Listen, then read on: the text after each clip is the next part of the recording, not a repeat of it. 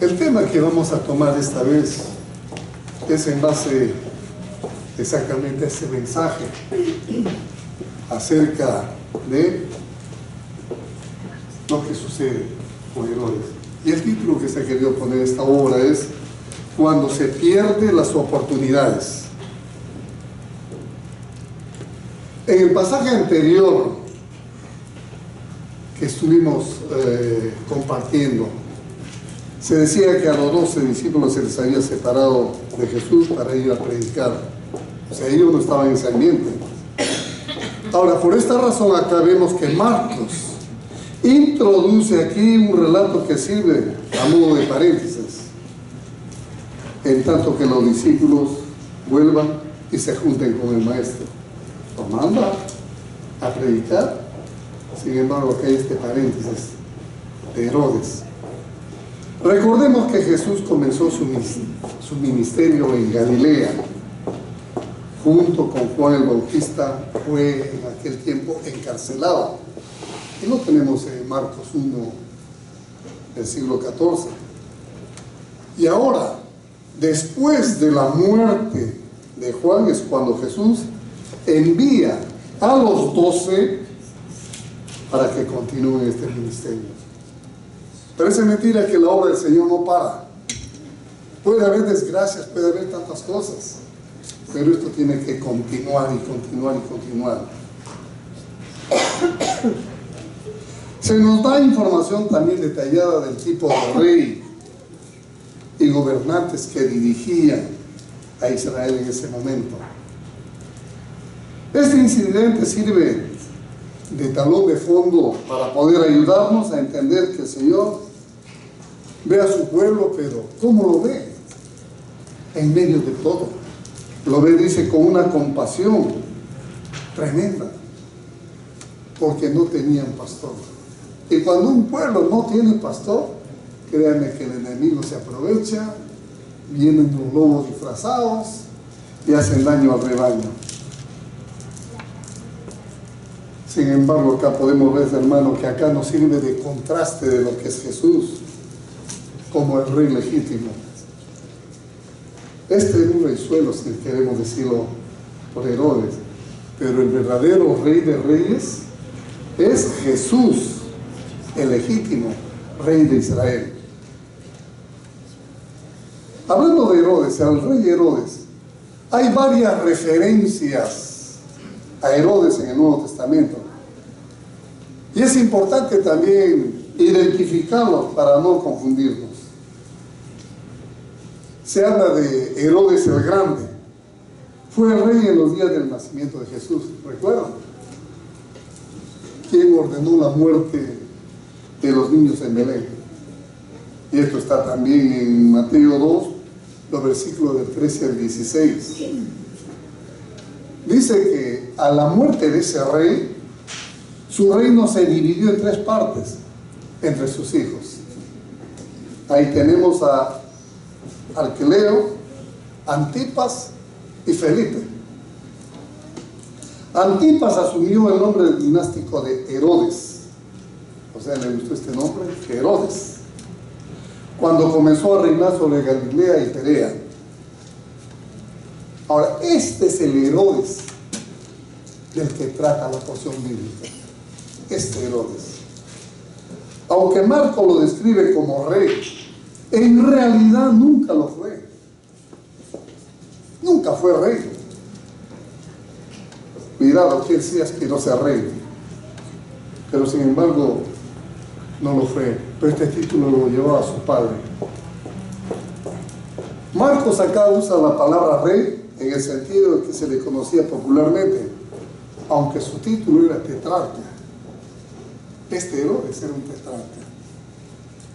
Bueno, de acuerdo a la porción que se ha leído en Marcos 6, 14 al 19, dice bien claro el versículo 14, oyó el rey Herodes.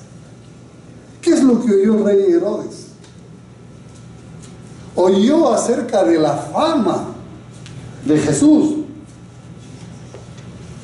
porque su nombre se había hecho notorio. ¡Wow!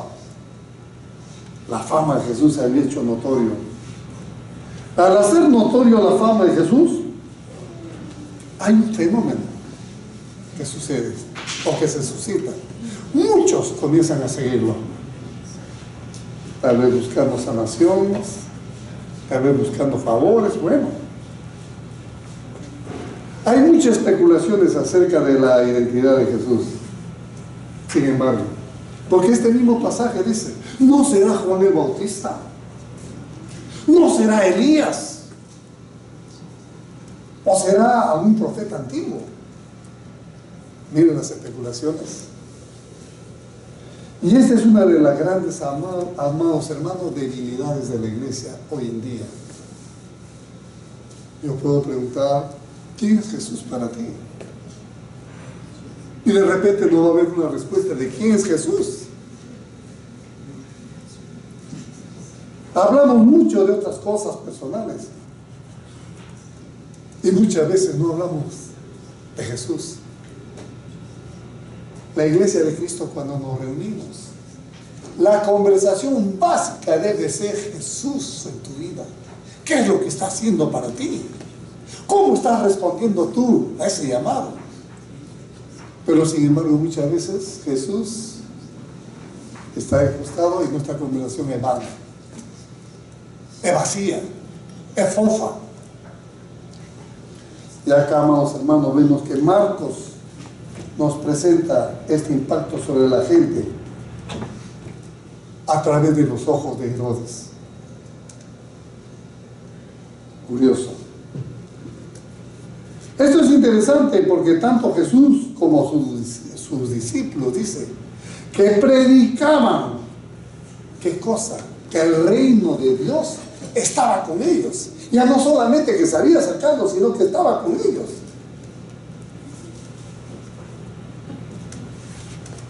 Y curiosamente, Herodes sabía de todo esto. Hermanos, y la consideración de la bajeza moral que vemos en este rey Herodes, en este pasaje, pone en evidencia la necesidad urgente de un nuevo rey, de un rey que complemente la necesidad de ese pueblo. Es triste cuando se ve ese contexto de que se presenta Jesús, hay un rey malo en medio de todos gobernando, y la gente que lo ve haga ese tipo de comentarios. Bueno, hemos hablado de Herodes. Ahora, el segundo punto que podemos ver acá es: Herodes manifiesta una conciencia culpable. La reacción de Herodes hacia Jesús fue: este es Juan, el que yo decapité, el que ha resucitado. Sabemos lo que había pasado. Este es Juan, al que he decapitado. Cuando Juan el Bautista, haciendo una memoria acá, apareció en Israel llamando al pueblo al arrepentimiento para la venida de Jesús o el Mesías, dice que a Herodes no le había gustado nada. Hermanos, cuando se nos habla del Señor, ¿cómo debe ser nuestra actitud? No debe ser expectante y de ser. Sin embargo, a él no le habían gustado las exigencias morales que predicaba Juan. Debe ser fuerte cuando un pastor sale y dice las cosas por su nombre, usando las escrituras. Y por causa de lo que él hablaba, dice que él decidió encerrarlo o encarcelarlo primeramente, para finalmente quitarle la vida.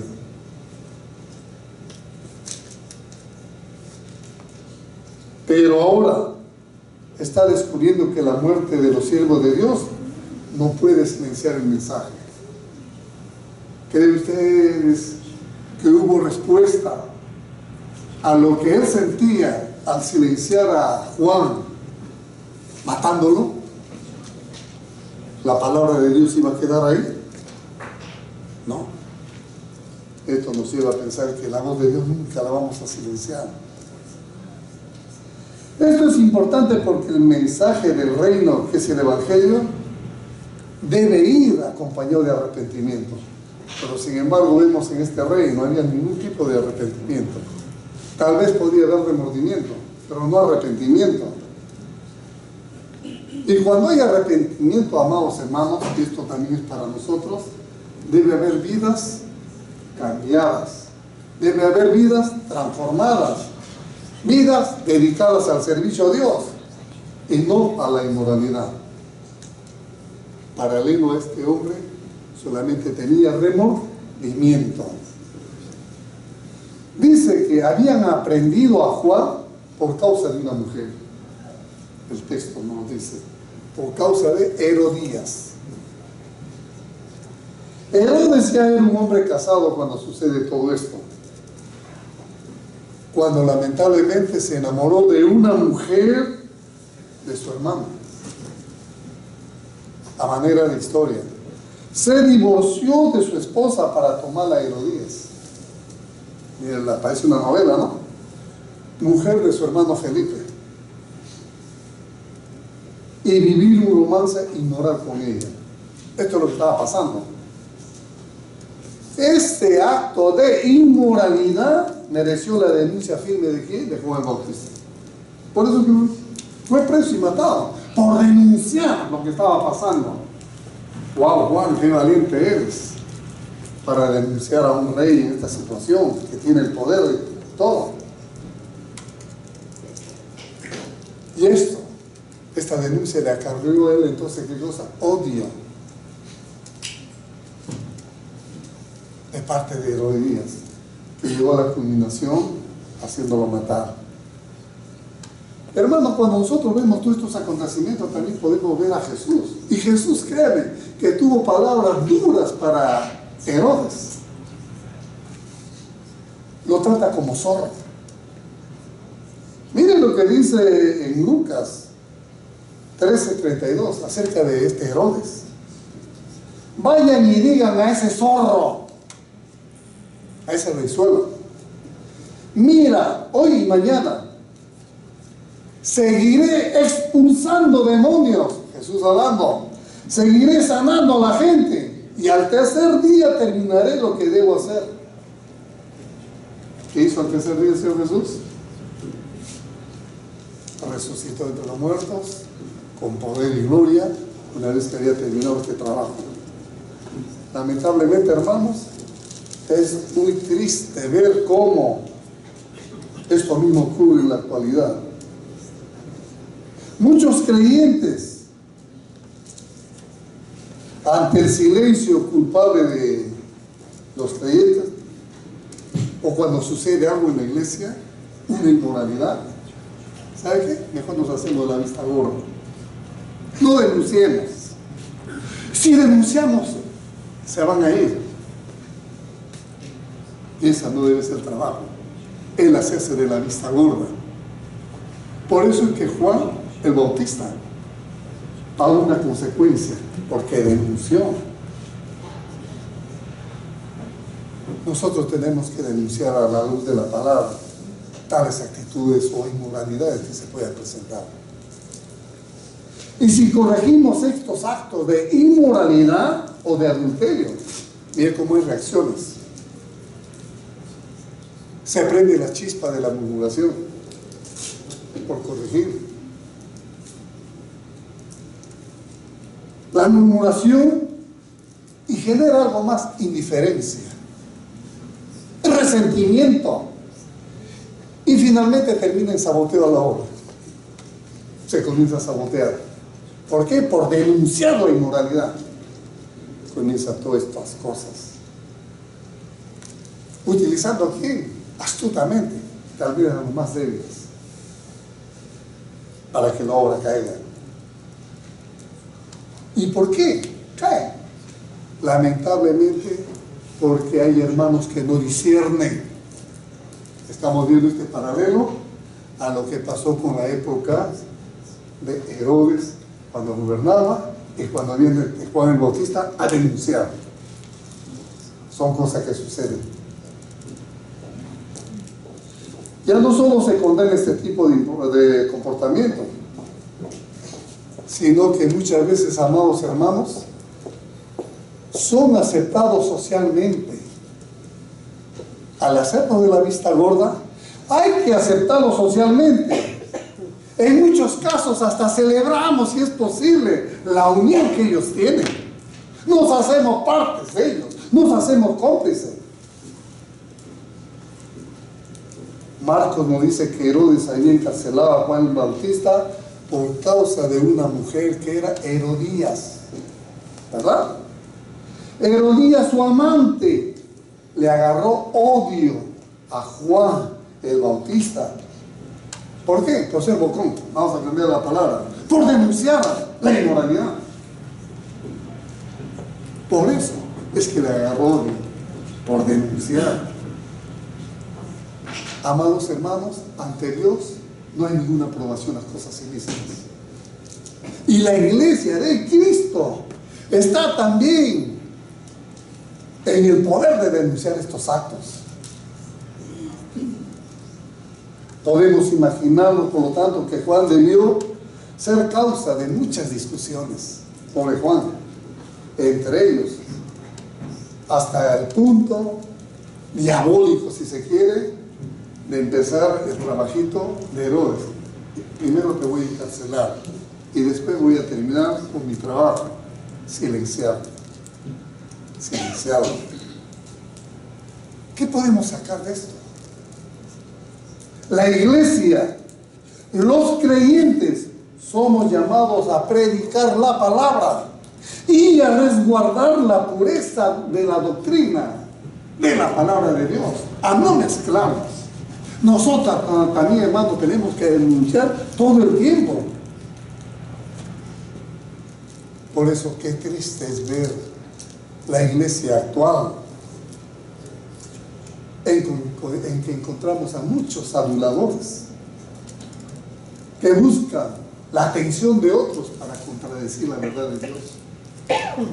Se van a presentar aduladores, tipos muy dulces, muy cariñosos, muy amables, muy de ellos. ¿Para qué? Para buscar lo que buscan: destruir la obra del Señor. En Juan se cumplía lo que se dijo o dijo el profeta Ezequiel. En realidad tú eres para ellos tan solo alguien que entona canciones de amor con una voz hermosa y que toca bien un instrumento. Oyen tus palabras, pero no las ponen en práctica. Es lamentable tener esa dulzura, esa manera de poder convencer, pero no ponerlas en práctica. Está pasando en la iglesia de Dios. ¿Dónde lo vemos? Ezequiel 33, 32. Quiero seguir enfocándome en la iglesia. La iglesia de hoy se está acostumbrando a este tipo de situaciones, amado hermano. La gente de Nazaret dice que admiraba a Jesús,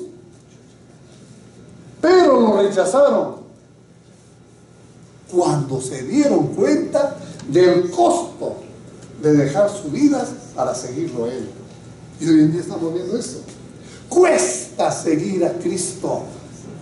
Cuesta dejar muchas cosas. Herodes admiraba a Juan. Sí, pero la conclusión que está registrada es que lo mandó a matar. Entonces vemos algún tercer punto. Herodes hizo una decisión equivocada por buscar la aprobación social. Y lo tenemos en los versículos del 23 al 27.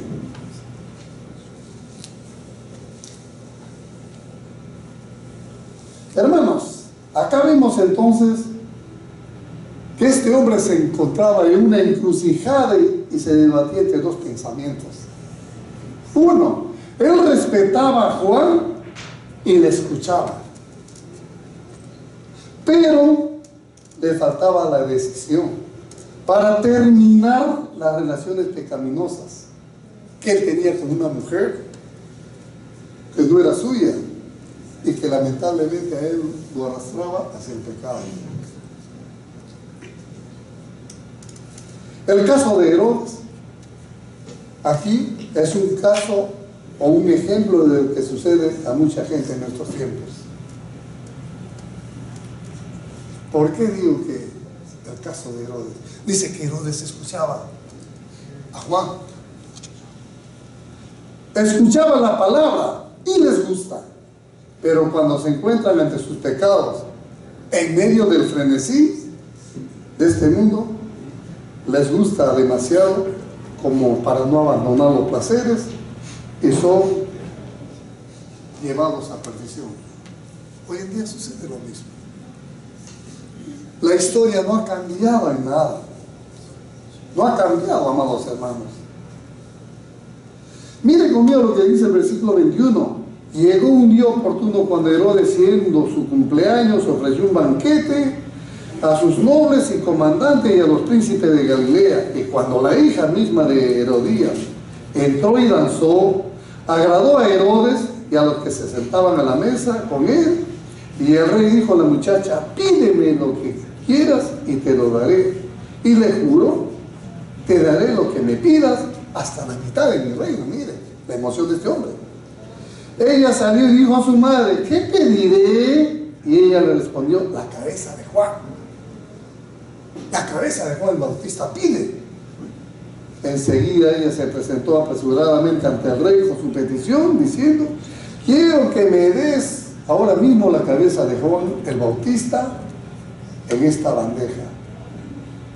Y aunque el rey se puso muy triste, sin embargo, a causa de sus juramentos y de los que se sentaban con él a la mesa, no quiso desairarla, y al instante el rey envió a un verdugo y le ordenó que le trajeran la cabeza de Juan, y le fue y lo decapitó en la cárcel. ¿Qué edad fue la decisión de Juan? De Herodes. Una decisión equivocada. Es curioso que cuando la vio bailar, dice, de forma sensual, de forma provocativa, a la hija de Herodías, que prácticamente viene a ser la sobrina de él, porque era hija de su hermano, se dejó llevar por la lujuria, se dejó llevar por el alcohol, seguro que se dejó llevar también por la música. Y acá vemos nosotros la astucia de esta mujer. Herodías conocía esto de él y lo usó para su conveniencia. Como el enemigo muchas veces puede tomarnos a nosotros, hermanos, también, y agarrarlo por lo que más nos conviene, lo más nos gusta. Y lo agarró este hombre por eso, por la parte sensual o sexual. Y este hombre dice que hizo alarde de grandeza, de generosidad, que más tarde, lamentablemente, cometió el crimen de dar muerte a Juan el Bautista, simple y llanamente por la lujuria del momento. Así que antes de tomar una decisión, sea lo que sea, ¿qué tenemos que hacer nosotros? Pensar. Decisión que tomes, piénsalo, consulta con el Señor. ¿Qué sacamos de esto? El hombre no ha cambiado, sigue siendo el mismo, viéndose en este mundo envuelto en estas vivencias. No ha cambiado. Herodes, por lo tanto, cuando comete este atropello a la vida de este hombre, tiene una conciencia, decíamos, culpable. ¿Qué cosa es esto de conciencia culpable? ¿Alguien puede escaparse de Dios? ¿De la voz de Él? Donde sea que uno se mete, hermano, va a haber consecuencias. Herodes mató al profeta que le había hablado de parte de Dios, pero lamentablemente tenía que seguir escuchando su conciencia. Y acá vemos entonces que el pecado trae ¿qué cosa? Muerte, trae vergüenza, trae temor, trae inseguridad. ¿Y cree usted que un rey puede gobernar así con todos estos antecedentes negativos? Lo llevamos al tema de hoy. Hoy en día muchos creyentes viven también bajo una voz acusadora de algo que han cometido y de algo que todavía no confiesan al Señor, y que solamente el Señor lo sabe, y que podemos venir acá nosotros a vivir apariencias, pero no podemos acallar la voz de Dios. Quizás consiguen convencer a todos los demás de lo que hacen o de lo que hicieron. Y si son descubiertos, ¿sabe cuál es la respuesta de los alumnos? Total, la carne es de él, cualquiera lo hace, todo el mundo peca, ¿por qué no lo puedo hacer yo? Mira, el Señor no puede ser burlado. ¿Sabe una cosa? Que la conciencia puede quedar endurecida, y endurece primeramente el corazón. Eso es lo que hace cuando nosotros estamos fuera de los caminos del Señor. Pero no podemos acallar la voz de Dios, hermanos, en ningún momento. Nosotros como iglesia, nosotros como creyentes, no podemos acallar la inmoralidad. No podemos callar el abuso sexual que muchas veces se comete contra niños o contra mujeres. No podemos callarnos, incluso cuando usted ve noticias en que ve que nuestros gobiernos están metidos en podredumbre e inmoralidad, en robos. Tenemos que denunciar como iglesia, por más que quieran venir y quieran cerrarnos a la congregación. Ese es el trabajo de la iglesia local. No podemos adaptarnos a lo que hacen estos gobiernos corruptos hoy en día. ¿Estamos de acuerdo? La iglesia, en una palabra, no puede ser cómplice de ningún tipo de inmoralidad. No puede ser.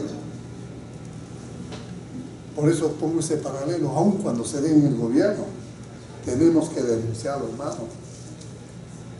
¿Por qué? Porque la iglesia viene a ser la voz profética de Dios. Y lo seguirá haciendo todo el tiempo. Eso es lo que podemos sacar de este pasaje. Quiero concluir. ¿Cuántas veces se busca aprobación social mediante un comportamiento temerario y necio, como el caso de Herodes? ¿Cuántas veces usted ha vivido eso? ¿Por qué ocurre tanto comportamiento irresponsable, licencioso y pecaminoso en el pueblo de Dios? ¿Por qué? ¿Por qué, Señor, suceden estas cosas hoy en día en las iglesias? ¿Y sabe una cosa? La respuesta la tenemos en la palabra de Dios. Es que muchas veces la gente no consulta con la palabra. Y Santiago 4:4 dice, mire la manera, es el mismo lenguaje que utilizó Juan el Bautista. Y acá Santiago dice, oh almas adúlteras, ¿no sabéis que la amistad con el mundo es enemistad con Dios? Cualquiera pues que quiera ser amigo del mundo se constituye en enemigo de Dios. Por otro lado, el escaso reconocimiento a los siervos del Señor continúa. El trabajo y la fidelidad de Juan el Bautista lo llevó entonces a una prisión injusta y a una muerte violenta. ¿Por qué? Porque estamos viviendo, amados hermanos, en una sociedad hostil que rechaza a Dios y que seguirá rechazando a sus mensajeros. Esto no ha cambiado, ¿eh? Va a seguir continuando hasta el siglo de los siglos, mientras Cristo no venga. Entonces en este pasaje podemos sacar algo que nos puede relacionar a nosotros, a Herodes. ¿Por qué? Nos puede gustar como Herodes la predicación, Nos puede gustar la escuela dominical, nos puede gustar la palabra de Dios, pero no podemos hacer porque no queremos hacer ningún cambio en nuestra vida. ¿De qué sirve? Que te guste la palabra de Dios, que te gusten los himnos que cantamos, de las reuniones que tenemos, pero en cambio continuamos igualito que Herodes. Le gustó, pero no cambió. Segundo, podemos hasta proteger y proveer a los siervos de Dios, y esto es peligroso, siempre y cuando no hablen mal de uno, que no denuncie mi comportamiento, porque si no, yo no diezmo, yo no traigo lo que debo traerle a la alfolía al Señor, porque me estás denunciando. ¿Qué pasa? El siervo de Dios se ve muchas veces comprometiéndose a callar, y no podemos acallar la voz de Dios. No podemos hacerlo, amado hermano. Tenemos que denunciar. Como decía, no podemos hacernos de la vista gorda. Y muchos me van a decir, bueno, si usted no ve esto a mi favor o no me apoya, no voy a la iglesia, pues. Así de simple, no voy. Me cambio de iglesia, no voy. Hermanos, tercero, nosotros no podemos comprar favores para el ministerio de Dios. No podemos. Siempre hay que cuidar nuestros ojos y deseos. Cuidado con la lujuria. La iglesia de Cristo siempre va a estar comprometida ante estas situaciones que se dan en ella a través de creyentes inmaduros. Pero nosotros que hemos sido comprados con la sangre de Cristo y que somos maduros en las cosas del Señor, tenemos que denunciar todo el tiempo. ¿Estamos de acuerdo? Todo el tiempo. Permítame terminar con una cita de primera de Juan, el capítulo 2, 15 y 17, en relación a lo que debemos de hacer. Dice, no amen al mundo, ni nada que hay en él. Si alguien ama al mundo, mira la consecuencia, no tiene el amor del Padre. Porque nada de lo que hay en el mundo, malos deseos del cuerpo, la codicia de los ojos, la arrogancia de la vida, proviene del Padre, sino proviene del mundo. Y termina la cita diciendo, el mundo se acaba con sus malos deseos, pero el que hace la voluntad de Dios permanece para siempre. Amados hermanos, somos un remanente. Sigamos trabajando juntos para la gloria de Dios, y va a ver que a medida que usted y yo nos agarremos de la palabra de Dios, el Espíritu Santo va a hacer grandes cosas en su lugar. Vamos a orar. Amante Dios, te damos gracias por tu palabra, por la manera como tú utilizaste esta porción acerca de Juan el Bautista. Y realmente, Señor, nosotros queremos tener conciencia de quién eres tú, de la manera como nos hablas, de la manera como nos exhortas. Señor, si a ti te vituperaron, si a ti te insultaron, si a ti te ultrajaron, ¿qué podemos esperar nosotros? Tu palabra dice, Señor, que muchos siervos antes de nosotros fueron heridos, martirizados y muertos. Ayúdanos, Señor, a seguirte, pero negándonos a nosotros mismos. Permite, pues, Padre, que tu palabra siempre la vivamos de una manera personal. Bendice a cada uno de mis hermanos y que tomemos conciencia de lo que tú quieres. Que no solamente seamos oidores de tu palabra, sino seamos hacedores de ella, Señor. Ayúdanos, Padre, a tener una hermosa relación contigo. Ayúdanos, Señor, a discernir, y decisiones que tomemos, Padre, sea a la luz de tu palabra. Queremos una iglesia firme, una iglesia vigorosa, una iglesia fuerte, una iglesia agarrada de tus manos, Señor. Sabemos que van a venir muchas pruebas, muchas luchas, pero mayor eres tú, Señor, que has vencido todo.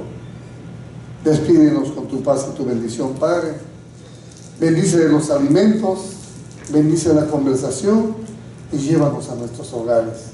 Pues te lo pedimos, Señor, en el precioso nombre de Jesús, para que en la gloria, hoy, mañana y siempre. Amén. De esta manera, hermanos, estamos despedidos.